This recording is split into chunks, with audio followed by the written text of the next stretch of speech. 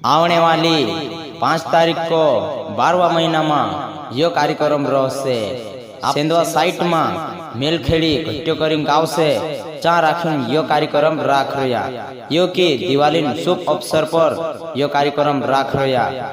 यो की मेलखेड़ी करीम गाँव से सेंधवा साइट में ती चा राखीन ढुलन इला में क्यों ढुलन इला में क्यों ती आवना झणी भूलता भाष्यो। यो की आने वाली 5 तारीख को गुरुवार दाहड़े ती आवना झणी भूलता भाष्यो। यो की फर्स्ट में इलाम से 3000 और सेकंड में इलाम रो से 1500 और तीसरा नंबर इलाम से 1100 रुपया ती आवना झुणी बोलता भाष्यो। जोतरा भी मारा आदिवासी भाष्य ढुलवाला तिंद्रसी निवेदन से कि इना कार्यक्रम में आवे। इना कार्यक्रम का जे राखने वाला जगदीश सोलंकी, राकेश सोलंकी और इना कार्यक्रम का जे राख रहा ती आवना झुणी बोलता भाष्यो।